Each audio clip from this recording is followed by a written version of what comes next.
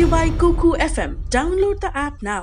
नमस्कार, मेरा नाम है निखिल और आप देख रहे हैं हमारा स्पेशल शो तारीख। इसमें हम सुनाते हैं उस तारीख से जुड़ी भारत की ऐतिहासिक कहानियाँ। आज है 27 अगस्त और आज की तारीख का संबंध है एक प्लेन हाईजैकिंग से। पिछले दिनों गुलजार साहब का जन्मदिन था। उनका लिखा एक गीत है जिसे अमन की आशा एल्बम में शंकर महादेवन ने गाया है। अमन की आशा भारत और पाकिस्तानी गायकों का एक एकजुट प्रयास है जिससे दोनों देशों के बीच अमन और चैन की बात हो सके। गुलजार जो खुद बंटवारे के हादसे से गुजरे हैं, उन्होंने भारत और पाकिस्तान को सोचकर कुछ यूँ लिखा। पतंग उड़ाएं छतों पे चढ़ के मोहल्ले वाले, फलक तो साझा हैं उनमें पेच लड़ाए कोई। उठो कबड्डी कबड्डी खेलेंगे सरहदों पर, जो आए अब के तो लौट कर फिर न जाए कोई। आज जो किस्सा हम सुना रहे हैं, आप यकीन करें या न करें, भारत और पाकिस्तान के सहयोग की एक अनूठी मिसाल है। एक दिन ऐसा भी आया था जब भारत और पाकिस्तान ने मिलकर काम किया और सैकड़ों लोगों की जान बची। 2018 में आज ही के दिन यानी 27 अगस्त को दिल्ली की पटियाला हाउस कोर्ट ने एक फैसला सुनाया। मामला था 1981 में हुए प्लेन हाईजैकिंग का। फैसले के अनुसार सबूतों के अभाव में इस केस के 2 अभियुक्तों को बरी कर दिया गया। कौन थे हाईजैकर और क्या था पूरा मामला, आइए विस्तार से जानते हैं, जहां से इस तारीख की शुरुआत होती है। पंजाब का जालंधर ज़िला, यह मॉडल टाउन इलाके में एक गुरुद्वारा है। गुरुद्वारे के बाहर तेजिंदर पाल सिंह की एक छोटी सी दुकान है जिसमें वो कड़े, किताबें और ताबीज़ बेचते हैं। 68 साल की उम्र के तेजिंदर सिंह को देखकर कोई नहीं कह सकता कि कभी इन्होंने एक प्लेन हाईजैक किया होगा। तेजिंदर की कहानी शुरू होती है 7 सितंबर 1981 से। तेजिंदर की उम्र तब 29 साल थी, शादी हो चुकी थी और कुछ ही दिन पहले तेजिंदर के घर एक बेटा भी पैदा हुआ था। कुल मिलाकर ज़िंदगी में सब कुछ बढ़िया चल रहा था। रोज़गार के लिए तेजिंदर ने जालंधर के इसी मॉडल टाउन इलाके में किताबों की एक दुकान खोली। दुकान खोलने के अवसर पर एक उद्घाटन समारोह भी रखा गया। आसपास के लोग तेजिंदर की दुकान पर आए। चाय नाश्ते का इंतज़ाम तो था ही, साथ में बड़े चाव से तेजिंदर लोगों को अपनी दुकान का सामान भी दिखा रहे थे। इतने में एक आदमी आया और उसने चुपके से तेजिंदर के कान में कुछ कहा। अचानक तेजिंदर के चेहरे की मुस्कुराहट गायब हो गई। उन्होंने लोगों से बाहर जाने को कहा। दुकान में ताला लगाया गया और तेजिंदर वहाँ से गायब हो गए। गायब भी ऐसे हुए कि 35 साल तक वापस नहीं लौटे। जिस दिन ये दुकान बंद हुई उसके ठीक 12 दिन बाद यानी 29 सितंबर को तेजिंदर अमृतसर के एयरपोर्ट पर दिखाई दिए। वो और उनके 4 साथी सतनाम सिंह, गजेंद्र सिंह, करण सिंह और जसबीर सिंह चीमा एक फ़्लाइट का इंतज़ार कर रहे थे। फ़्लाइट IC423 जो अमृतसर से श्रीनगर के रास्ते पर जाती थी। पिछले एक हफ्ते में ये पांचों इसी रूट पर तीसरी बार जा रहे थे। फ्लाइट में कौन कहाँ है इसका पूरा अंदाज़ा इन्हें पहले ही हो चुका था। जैसे ही फ्लाइट ने टेक ऑफ किया, गजेंद्र और जसबीर अपनी सीट से उठ गए। इसके बाद ये दोनों जाकर कॉकपिट के नज़दीकी टॉयलेट के बाहर खड़े हो गए। जैसे ही एयर होस्टेस पायलट को चाय देने के लिए कॉकपिट में जाने लगी, पीछे से गजेंद्र और जसबीर भी ज़बरदस्ती कॉकपिट के अंदर घुस गए। दोनों ने अपनी कृपाण निकाल ली और पायलट को पायलट की गर्दन पर रख दी। एक नोट हम यहाँ पे छोटा सा शेयर करना चाहते हैं। तब फ्लाइट की केबिन एरिया में कृपाण ले जाने की अनुमति हुआ करती थी। सिख अभी डोमेस्टिक फ़्लाइट में कृपाण ले जा सकते हैं, लेकिन केवल check in baggage, in person या हैंड बैगेज में ले जाना अलाउड नहीं है। जो सामान आप अपने साथ हवाई जहाज़ के उस हिस्से में लेके जाते हैं जहाँ पे सीट्स होती हैं, वहाँ नहीं ले जा सकते।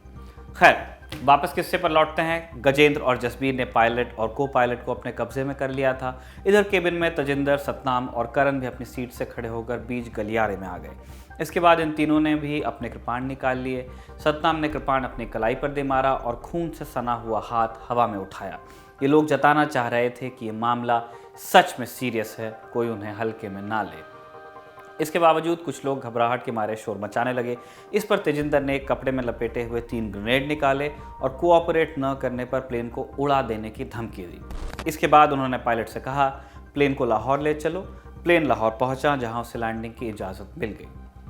सवाल था कि अपनी नई नई दुकान छोड़कर तेजिंदर प्लेन हाईजैक करने क्यों पहुंच गया था और प्लेन हाईजैक करने के पीछे इन लोगों की मंशा क्या थी।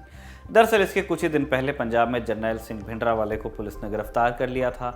मामला था हिंद समाचार ग्रुप के मालिक लाला जगत नारायण की हत्या का। ये पांचों हाईजैकर्स खालिस्तान मूवमेंट के समर्थक थे और इनकी मांग थी कि भिंडरावाले की रिहाई हो। इसके साथ साथ इन लोगों ने $5 लाख की फिरौती भी मांगी। आज के हिसाब से लगभग 37 करोड़ रुपए होते हैं। 29 सितंबर की दोपहर जैसे ही एयर ट्रैफिक कंट्रोल को पता चला कि प्लेन हाईजैक कर लिया गया है, उन्होंने तुरंत केंद्र सरकार को सूचना दे दी। प्लेन पाकिस्तान में था और दोनों देशों के रिश्तों के बारे में जितना कम कहा जाए उतना बेहतर है। भारत के लिए ज़रूरी था कि पाकिस्तानी अधिकारियों से जल्द कांटेक्ट किया जाए। दिल्ली में जल्द ही एक क्राइसिस मैनेजमेंट टीम का गठन किया गया और सबसे पहले पाकिस्तान स्थित भारतीय हाई कमिश्नर को फ़ोन लगाया गया, जो उस वक्त होते थे नटवर सिंह, वही नटवर सिंह जो आगे चलकर 2004 में भारत के एक्सटर्नल अफेयर्स मिनिस्टर नियुक्त हुए। भारत की तरफ से सिचुएशन को मॉनिटर करने के लिए नटवर सिंह ने मोर्चा संभाला। उन्होंने सबसे पहले पाकिस्तानी अधिकारियों से कंफर्म किया कि प्लेन लाहौर में ही है। प्लेन जैसे ही लाहौर में लैंड हुआ, पाकिस्तानी सुरक्षा बलों ने उसे चारों तरफ से घेर लिया। स्थिति से निपटने के लिए भारतीय और पाकिस्तानी अधिकारियों में लगातार बात होने लगी। उस समय भारत के राष्ट्रपति थे नीलम संजीव रेड्डी। इस दौरान उनके और पाकिस्तान के राष्ट्रपति जनरल जिया उल हक के बीच 2 बार फोन पर बात हुई।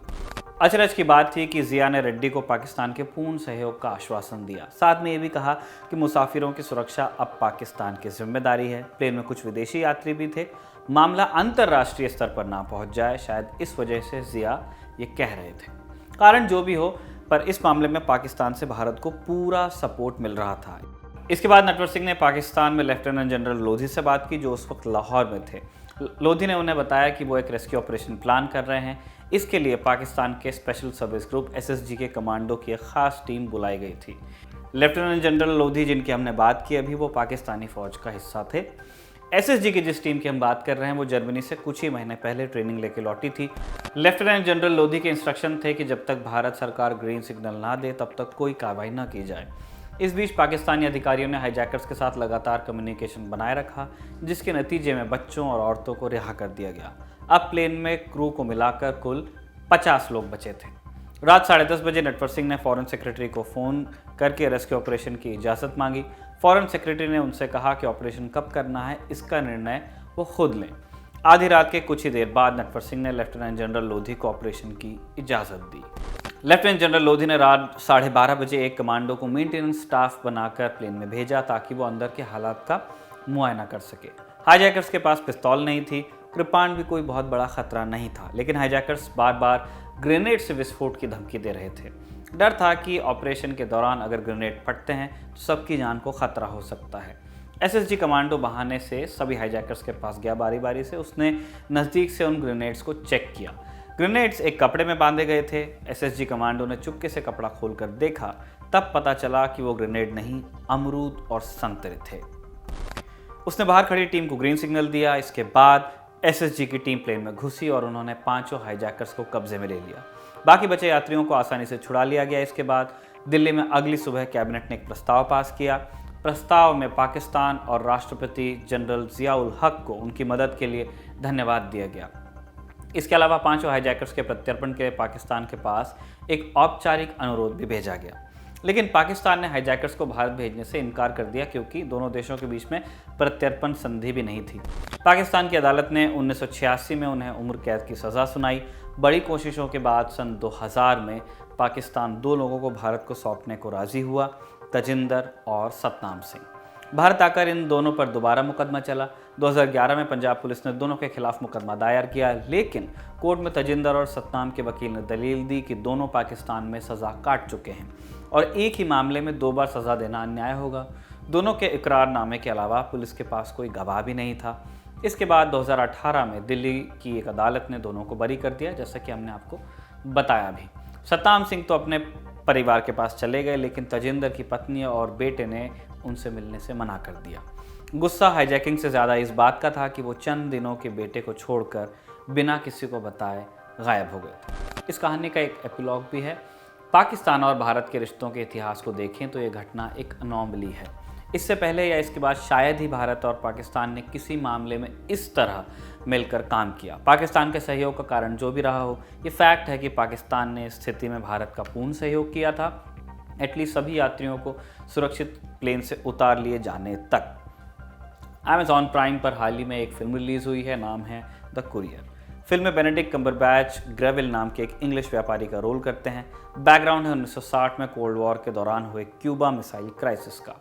दुनिया को न्यूक्लियर वॉर से बचाने के लिए एक रशियन अधिकारी ओलेग पेनकोविस्की MI6 से संपर्क करता है। MI6 ग्रेविल को रशिया भेजती है, जहां ग्रेविल और ओलेग की अच्छी दोस्ती हो जाती है। इसी सिलसिले में ओलेग एक बार ब्रिटेन आता है और ग्रेविल के परिवार से मिलता है। खाने की टेबल पर ग्रेविल का बेटा ओलेग से कहता है, क्या रशिया के लोग हमसे नफरत करते हैं?